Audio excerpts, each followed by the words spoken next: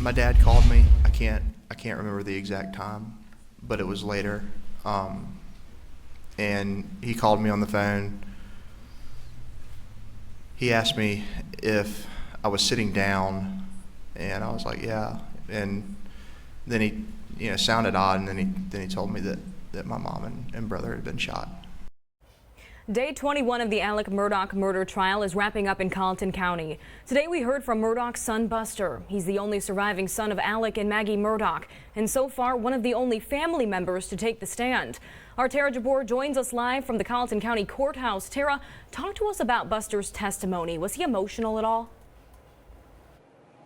Natalie, Buster didn't appear to be emotional on the stand today. He talked a lot about his family and how close they were. Now, Buster says he used to talk to his mom and his dad almost every day, and he says that they were really close-knit with Alec's parents, but also with Maggie's parents. Buster says it wasn't odd for his dad to visit his mother and father in Alameda at night. He also says it was not odd for his dad to park behind the house instead of in the paved parking area, which is what Alec did the night of the murders. Now, it was clear through the testimony this afternoon that there were some parts of Alec's life that Buster didn't know details about.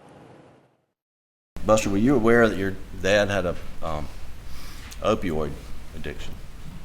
A little bit. I knew a little bit about the usage of pills. What did you know about it? I knew that either my brother and mom had found them at some point, and then told him, like, hey, we found these. And I want to say the 2018, around Christmas, he went to a detox facility. You thought he had beat it? That's right, yes, sir. And Mr. Griffiths asked you about the financial troubles that have come out here. You had no knowledge of your dad's financial difficulties at all, did you? No, sir. I mean, you really didn't? No, sir, I really didn't. And as far as you knew, financially, the family was sound? Yes, sir. After the murders, Buster says he did not want a security detail or to carry a gun because he felt secure in the places he was staying. Now, this afternoon, we heard from Mike Sutton, a forensic engineer, an expert for the defense. He testified about the height of the alleged shooter and how noise could have traveled from the house to the kennels at Moselle. Now, coming up tonight at 6 o'clock, our investigative reporter, Ann Emerson, she'll tell us about how tall the expert says that shooter could have been. Plus, she'll tell us how the state contested that information. Working for you live in Walterboro, Tara Jabor, ABC News 4. What was his demeanor in the conversation? Normal. Had it changed from any of the other times you talked to him earlier in the day on the 7th? No, sir.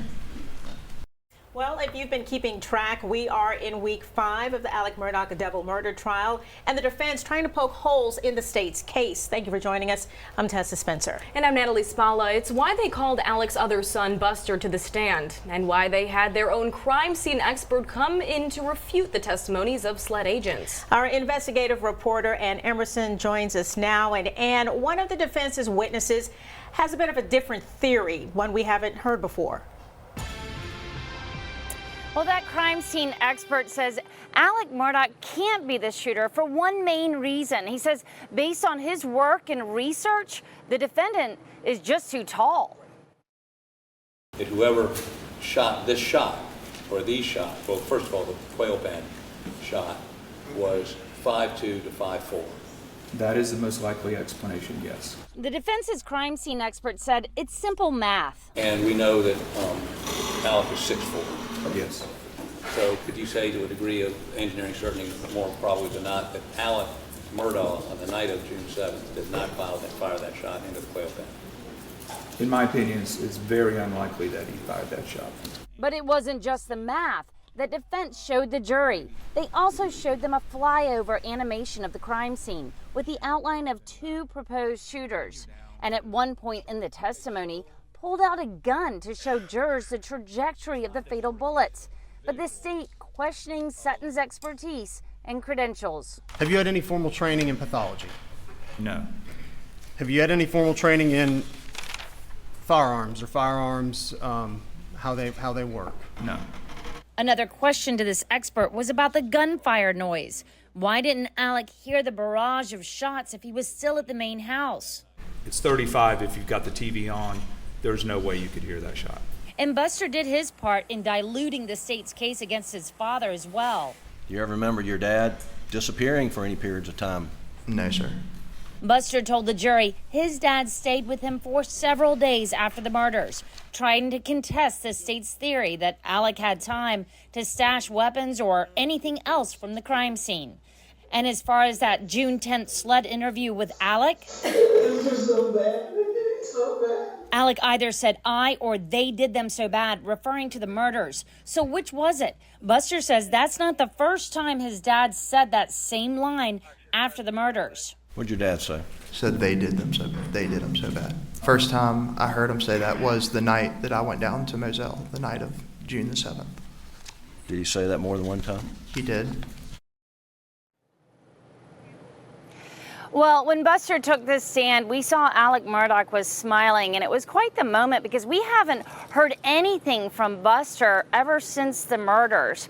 And also, we're going to be recapping all of this with Charlie Condon, our exclusive legal analyst, in just a little bit. So stay with us here on ABC News 4.